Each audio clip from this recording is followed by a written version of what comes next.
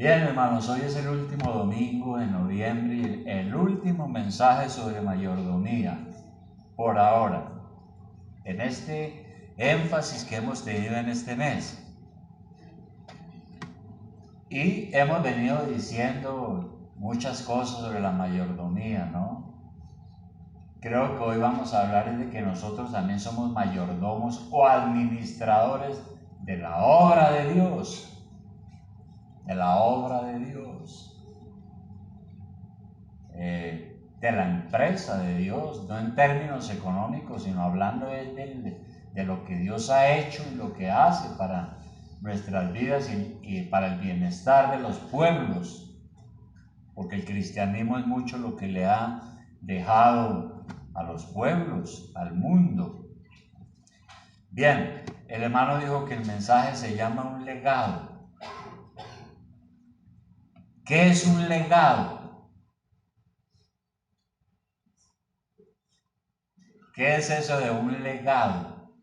Bueno, un legado es aquello que se deja o se transmite a los sucesores. Entonces uno muere y uno puede dejar un legado de algunas cosas materiales o no materiales, porque uno puede dejar de legado un gran ejemplo a la generación, ¿no? Otro tipo de cosas. Ahora, alguien puede dejar un legado bueno, pero otras personas pueden dejar un legado malo. Entonces uno se acuerda de ellas y dice, ay, mejor que no me aportó nada bueno. Ahora, está bien que dejemos un buen legado. Por ejemplo, usted puede decir, yo voy a dejar a mi familia, mis carros, mi casa, la educación que le di. Y eso está bien. Sin embargo, nosotros tenemos que pensar mucho más allá, porque es que pensar solo en eso es como pensar de manera egoísta, solamente pensando en lo terrenal. Porque pensamos en dejar a veces muchas cosas, pero ¿dónde queda la iglesia? No andamos nosotros diciendo que la iglesia es nuestra familia, nuestra casa, nuestro hogar, todo. La iglesia es importante, pero a veces nosotros no tenemos a la iglesia suficientemente en cuenta. Todavía hay muchas personas, y no estoy diciendo acá, pues espero que no, pero en todas partes hay personas que la iglesia es como un apéndice de mi vida, ¿no? Algo que, hoy es domingo, me acuerdo, tengo que ir a la iglesia, pues, pero si puedo mejor no voy, porque no es importante, la iglesia es algo como que accesorio. La verdad, yo no puedo vivir sin iglesia, y no solo porque soy pastor. ¿Cómo podemos nosotros decir que somos mayordomos de la obra de Dios si no pensamos en que la iglesia es un legado que nosotros podemos dejar a nuestros hijos y a nuestra generación? Nosotros tenemos iglesia porque hace 2000 años el Señor Jesucristo trabajó con 12. Esos 12 predicaron el evangelio y ganaron otros más, unos 7000, y esos 7000 se propagaron sobre todo el mundo conocido y nació el cristianismo, la iglesia del Señor. Y por eso estamos aquí. Eso es el legado, hemos recibido eso, una especie de herencia. Entonces la iglesia es el mejor legado que nosotros podemos dejar. Ahora, para dejar este legado hay que trabajar en su edificación. Recordemos que la Biblia dice que la iglesia es como una edificación y está hablando no de ladrillo y cemento, sino que es como un edificio espiritual. Nosotros tenemos que trabajar en esta edificación. La primera cosa que quiero pensar aquí es que nosotros trabajamos y lo hacemos en el presente. Edificamos la iglesia trabajando en el presente, ahora mismo. Y bien, pero ¿qué es la iglesia? ¿Qué es la iglesia? Hay muchas definiciones de la iglesia en la Biblia, ¿no? Nosotros hemos visto muchas. La Biblia dice que la iglesia es como una comunidad, la Biblia dice que la iglesia es un rebaño, que es una familia, que es un edificio espiritual. Hay muchas cosas que nos enseña la Biblia. Pero hay una definición que es excelente y está en 1 de Timoteo 3:15. 1 de Timoteo 3:15. Primera carta del apóstol Pablo a Timoteo 3:15. En esta carta el apóstol Pablo, inspirado por el Espíritu Santo, dice lo siguiente, y le escribe a Timoteo, que era un joven pastor, que tenía acá a cargo una iglesia y que también fue cofundador de otras iglesias. Le dice: esto te escribo, aunque tengo la esperanza de ir pronto a verte, para que si tardo, sepas cómo debes conducirte en la casa de Dios, que es la iglesia del Dios viviente, columna y baluarte de la verdad. Ahí hay una definición de la iglesia tremenda. El apóstol Pablo está diciendo que la iglesia hay que mirarla desde tres aspectos. Primero, es la casa del Dios viviente. Eso es la iglesia.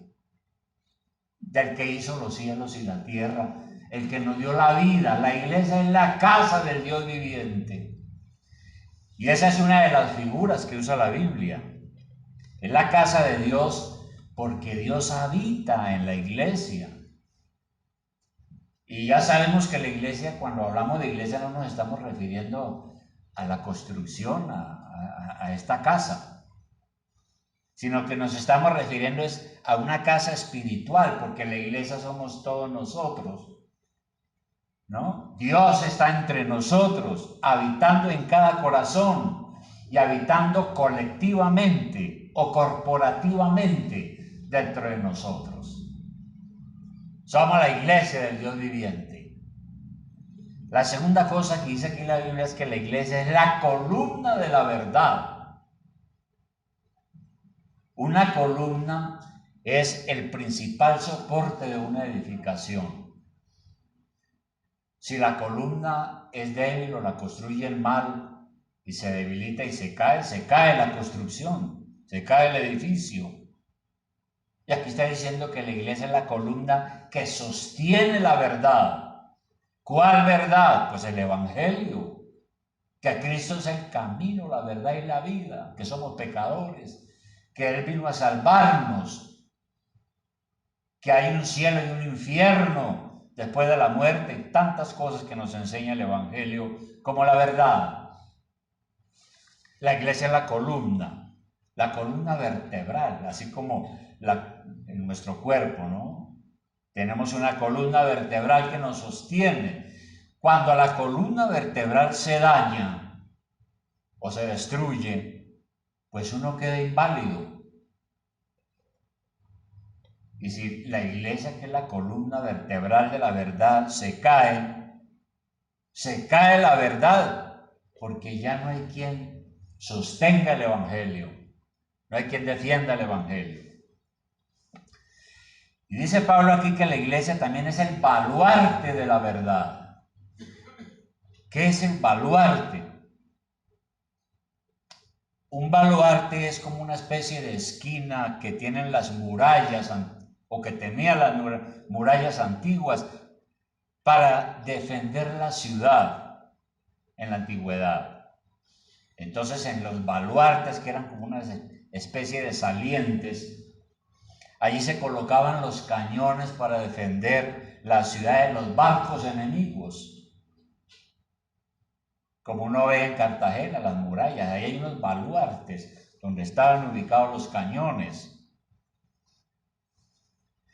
Entonces, la iglesia dice aquí es el baluarte de la verdad, es lo que defiende la verdad para los ataques de Satanás y de las mentiras del diablo. Todo lo que hace para engañar a la humanidad, para llevarla a la condenación. Entonces la iglesia es la que impide que este mundo se pierda en el engaño. ¿Se imagina usted que no hubiera iglesia?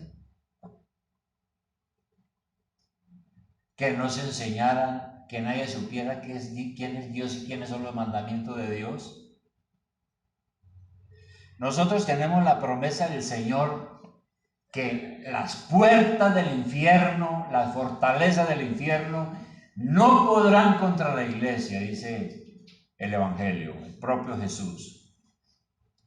Pero esa iglesia, hermanos, somos todos juntos, como el cuerpo de Cristo, que hemos sido llamados por el Señor para constituirnos en eso, en un baluarte y en una columna de la verdad.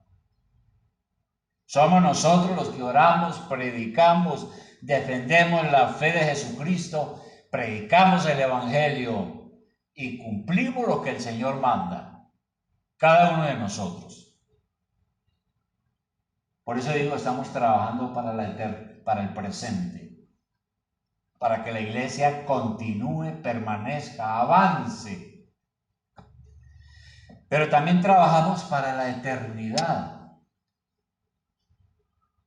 El trabajo que hacemos aquí es también para la eternidad. Hay un versículo que es Apocalipsis 14:13. Apocalipsis 14:13.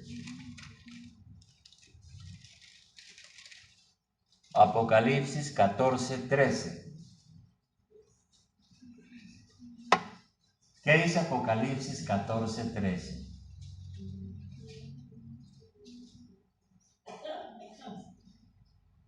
Dice lo siguiente.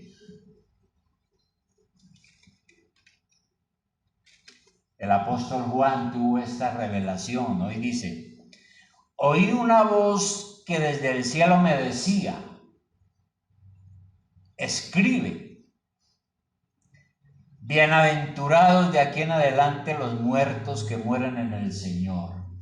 Sí, dice el Espíritu, descansarán de sus trabajos porque sus obras con ellos siguen. Dice este pasaje. Ahora, aquí está hablando de unos cristianos que atravesaron unas dificultades terribles. Los dos primeros siglos de la iglesia, para que nosotros estemos aquí hoy reunidos, los dos primeros siglos de la iglesia costó la sangre de muchos que fueron muertos por causa del Evangelio. Entonces aquí está el apóstol reconociendo algo, que esos que murieron y fueron fieles, fueron firmes, son bienaventurados, es decir, son felices. ¿Y por qué son felices? Está diciendo él, porque ellos perseveraron hasta el fin de sus vidas. Y entonces la palabra nos confirma algo importante que nosotros hemos aprendido, y es que los elegidos, que somos nosotros, somos elegidos porque Dios nos ha llamado y nos ha justificado, nos ha salvado y nunca perderemos la fe. Un verdadero cristiano que ha sido llamado por Dios, que ha sido elegido, nunca perderá la fe. Perseverará hasta la muerte, como dice aquí. Por eso el 12 dice, aquí está la paciencia de los santos. Dice ahí el versículo 12. Los que guardan los mandamientos de Dios y la fe de Jesús, que no es otra cosa que el Evangelio. Entonces, hermano, esa es la realidad. Viene la muerte física. Y dice aquí también la Escritura que felices los que mueren en el Señor porque descansarán de sus trabajos. Y aquí uno no debe hacer una apología de la muerte, ¿no? Claro que no, pero es la realidad. Cuando viene la muerte, pues cesan los trabajos. Descansa el cuerpo, descansa el alma. Descansa uno de las enfermedades, las penas, las calamidades, la fatiga, los sufrimientos, todos los problemas internos, la lucha contra el pecado, las tentaciones de Satanás, las dudas, los temores, la guerra espiritual, todo eso termina y descansan los hijos de Dios de sus labores hasta la muerte. Pero dice aquí algo interesante en el versículo 13, dice que también descansan de sus trabajos porque sus obras con ellos siguen. Es decir, nuestras obras seguirán con nosotros en el cielo, ¿no? Ahora, ¿cómo así? ¿Cómo así que entonces mis obras me van a servir para mi salvación? No, nosotros hemos dicho que la salvación no es por las cosas que uno hace en este mundo. Entonces las obras que nos siguen no son para prepararnos el cielo, ni para entrar en la gloria celestial, porque tenemos claro que ninguna obra que hagamos en este mundo sirve para ganar la salvación. Ninguna. Sin embargo, las obras que hicimos en el nombre de Cristo, dice aquí, que seguirán con nosotros y servirán para que alabemos, honremos y glorifiquemos al Señor, y serán tomadas en cuenta por el Señor, porque la Biblia sí habla de unas recompensas, que Dios nos recompensará a nosotros en su aparición, en su reino. Así que cuando vayamos al cielo, las cosas que hicimos para el Señor irán con nosotros como un testimonio. No para ganar la salvación, que quede claro eso, pero sí como un testimonio de lo que hicimos aquí, de lo que fuimos como cristianos, de lo que fue nuestra vida. Por eso decimos que nosotros trabajamos no solo para el presente, sino también para la eternidad. Y el fruto de nuestro trabajo perdurará en la tierra también. Ese es otro aspecto. ¿Por qué? Será el legado a nuestra generación, a nuestros hijos y a nuestros nietos. Será el legado. Primera de Corintios capítulo 15. Miremos Primera de Corintios capítulo 15. ¿Qué nos dice?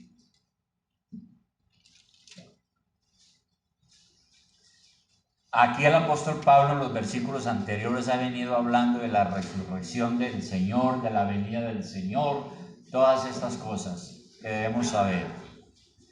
Pero al final él, digamos, cierra con lo siguiente. Dice, así que hermanos míos amados, estad firmes y constantes, creciendo en la obra del Señor siempre, sabiendo que vuestro trabajo en el Señor no es en vano. Dice, no es en vano. Dice algunas cosas el apóstol a todos nosotros. Primero nos dice que seamos firmes y constantes.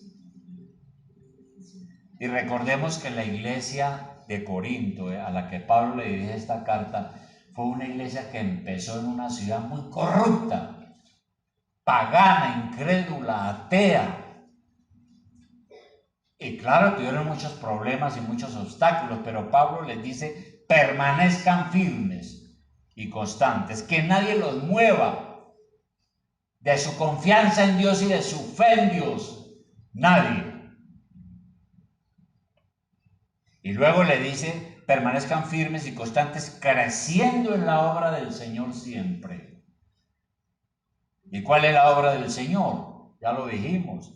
La obra tiene que ver con predicar el Evangelio, enseñar el Evangelio de Cristo, enseñar a la gente a que tiene que practicar y aplicar lo que la Biblia dice a nuestras vidas, edificarnos unos a otros como hermanos en la fe. Todo eso es la obra de Dios.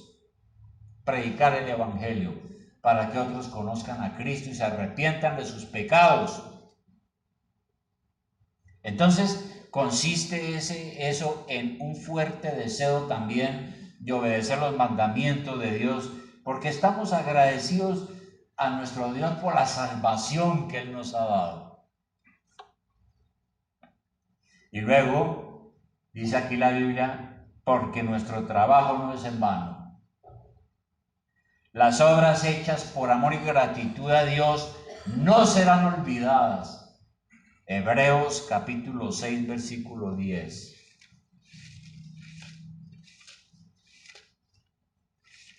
Hebreos capítulo 6, versículo 10. Hermano, tenga en cuenta este versículo de ahora en adelante.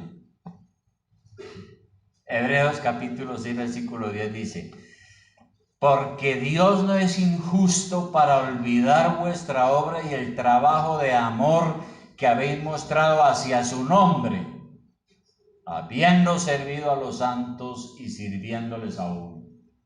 ¿Cuáles santos? Es la iglesia. La iglesia son los santos. Cuando yo sirvo a la iglesia, sirvo a los santos. ¿Y cuáles son los santos? Son ustedes. Pero aquí está diciendo que Dios no se olvida, ¿no? Porque lo que hacemos para el Señor lo hacemos por amor y gratitud a Dios. Dios no olvida el trabajo que hacemos por la iglesia, es decir, por el pueblo de la fe.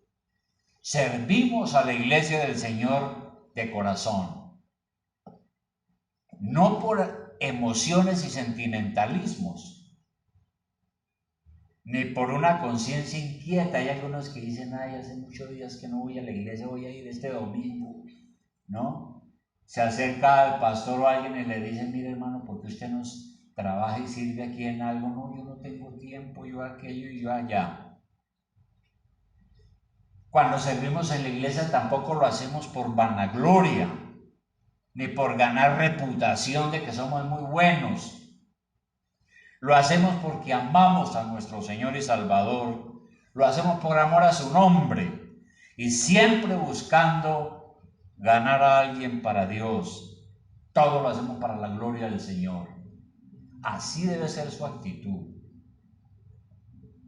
Entonces, cuando actuamos así, no solamente Dios nos recompensará en el cielo, sino que dejaremos una huella indeleble a nuestra generación. Mira, hermano, el mundo cada rato pasa por etapas muy difíciles. Los países pasan por etapas muy difíciles. Hay tiempos de crisis socioeconómicas y políticas. Y cuando la cosa se pone dura, entonces la gente dice: la situación está difícil, no sabemos lo que va a pasar.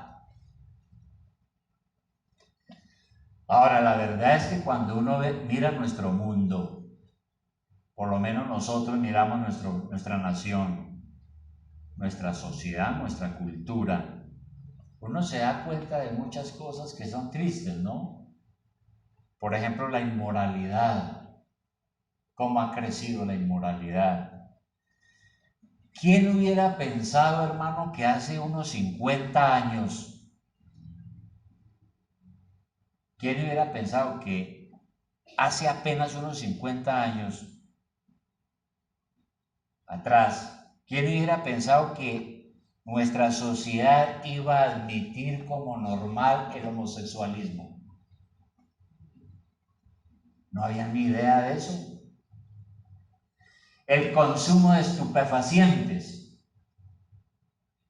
el deterioro de la institución matrimonial. Ya nadie quiere casar, todo el mundo quiere vivir en unión libre. Hace 50 años nadie pensaba en eso, pero mire usted cómo ha venido cambiando la cultura y la sociedad, y no hacia lo bueno propiamente, no hacia lo bueno. Sin embargo, muchas de esas cosas ya están profetizadas en la Biblia. A uno como cristiano no se le debe hacer raro. Usted encuentra en 2 de Timoteo 3:1 algo tremendo, segunda de Timoteo 3:1. Hace 2000 años, inspirado por el Espíritu Santo, el apóstol Pablo escribió lo siguiente a Timoteo. Segunda de Timoteo 3:1. Pablo está instruyendo a Timoteo, un joven pastor, lo está formando para que pueda ser un buen pastor en las iglesias. Y le dice ahí, también debes saber esto. Se lo dijo hace 2000 años. También usted debe saber esto, que en los postreros tiempos o postreros días, ¿cuáles son los postreros días? Postrero quiere decir los últimos, o sea, estos que estamos viviendo. Que en los postreros días vendrán tiempos peligrosos, porque habrá hombres amadores de sí mismos. Entonces ya no amarán a Dios sino a ellos mismos. Primero yo, segundo yo, tercero yo. Mucha gente narcisista que se adora a sí misma. Avaros, o sea, amantes de solamente el dinero, vanagloriosos, soberbios, blasfemos, desobedientes a los padres, ingratos, impíos, sin afecto natural, ¿no? Eso de matar niños y violarlos y todas esas cosas, implacables, calumniadores, intemperantes, el tema de los vicios, crueles, aborrecedores de lo bueno, traidores, impetuosos, infatuados, amadores de los deleites más que de Dios, que tendrán apariencia de piedad pero negarán la eficacia de ella. A estos evitan. Hay mucho santurrón por ahí que anda, ¿no? Pero es peligroso. Y todas estas cosas. Entonces, hermanos, pueden venir tiempos muy difíciles. Es que ya estamos viendo, hermanos, estamos viendo una generación terrible. Fíjense usted que David vivió en tiempos muy perversos, el rey David. Hasta que un día él dijo algo en el Salmo 12:1. Salmo 12:1. Salmo 12:1. ¿Qué dijo David?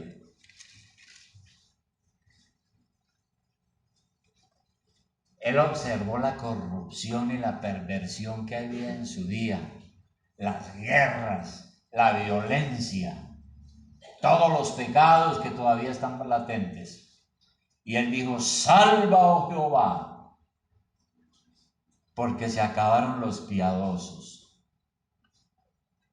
Eso sí que es terrible, ¿no?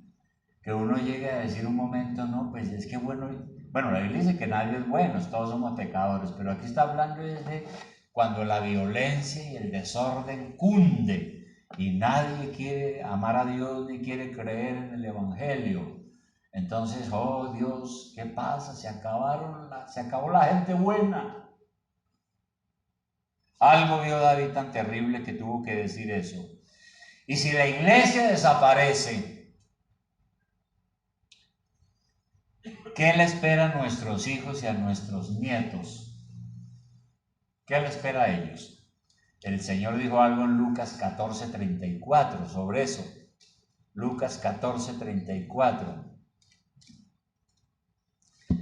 Lucas 14:34.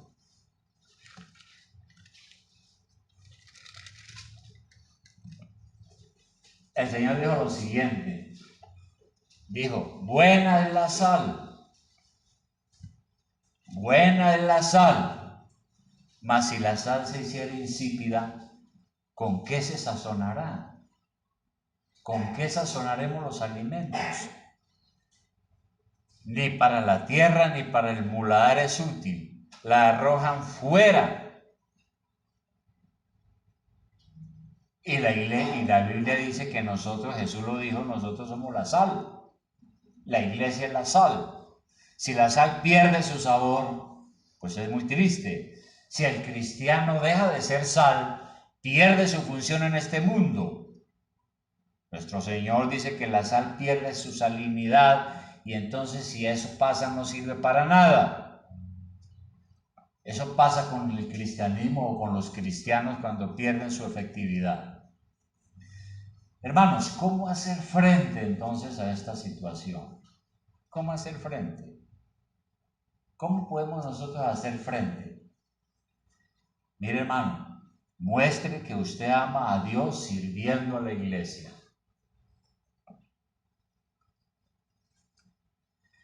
La cual somos todos. Los que ahora somos mayores, vamos a dejar este mundo un día de estos. Y nos van a estar velando en un funeral, y va a pasar un carro por aquí, rumbo al cementerio, la familia llorando y todas esas cosas, ¿no? Va a ser una realidad. Pero nosotros podemos dejar un legado, podemos dejar una herencia, si se quiere decir. ¿Cuál? La iglesia. ¿Qué tal, hermano, que a mí no me hubieran predicado el evangelio? Yo no estaba aquí, hermanos. Si no hubiera habido una iglesia donde un miembro fue un día y me habló de Cristo. Y fue la manera como Dios me llamó, me empezó a llamar. Venga para acá porque usted es un pecador, necesita arrepentirse. Y más adelante me dijo, yo lo necesito a usted, para que sirva en la iglesia. Y hermano, esta ciudad tiene, estuve mirando las estadísticas, tiene 9.538.000 habitantes. Fue el último censo. Las estadísticas también dicen, usted puede encontrar eso en la internet, cuál es la proporción de católicos y de evangélicos, etc. Y hay un estimativo de que en la ciudad de 9 millones hay solamente 800.000 creyentes, reuniendo pentecostales, carismáticos y otros grupos. No hay ni el 10%. Y nosotros sabemos que muchas de esas iglesias han caído en doctrinas de moda, han caído en el utilitarismo, el misticismo, la superchería y en prácticas que no están aprobadas por la Biblia. Las iglesias reformadas son muy pocas, ¿no? Porque muchos pastores quieren es convertir la iglesia en un negocio. Ellos están interesados en educar a su familia, primero que todo, ¿no? Buenos carros, buena casa, buenas vacaciones. Y puede que nada de eso es malo, pero hay algunos que se le pasa la mano, como dicen por ahí. Entonces, las iglesias reformadas son muy pocas. Queremos que esta sea una de las pocas iglesias que se mantiene firme. Esta iglesia puede ser pequeña, pero poderosa en las escrituras. Y puede dejar un legado impresionante, hermano. Como decía una vez un pastor, amigo mío, estudiante, decía, tenía una iglesia como de 30, decía, cuando le preguntaban que cuántos tenía, él decía, yo no tengo sino 30, pero mi iglesia se la juego a cualquiera que tenga 800 o 1000. Hermanos, ¿por qué no pensar en dejar a nuestros hijos y nietos una iglesia fuerte en el Señor? ¿No? Que nuestros hijos y nietos digan, no, mi papá venía aquí y él era un líder. Una iglesia bíblica con fundamentos para el porvenir. Es algo triste cuando hay personas que van de iglesia en iglesia porque eso es como no tener un hogar. Y alguien lo dijo de una manera un poco más ruda. Dijo que hay creyentes que parecen gamines espirituales porque no tienen un hogar, ni tienen una casa. Y por supuesto que uno tiene que orar y mirar dónde se congrega. Claro, uno tiene que seleccionar dónde se va a congregar por el problema que hay ahora. Pero hay que tener una iglesia, un hogar. A mí me encanta cuando escucho a algunos hermanos que dicen mi iglesia, porque está diciendo que la iglesia le pertenece y que la iglesia es importante en su vida. Cuando uno ya empieza a decir es mi iglesia, ya la está haciendo suya, propia, y uno está interesado en lo mejor. En Romanos 14, 19. Romanos 14, 19.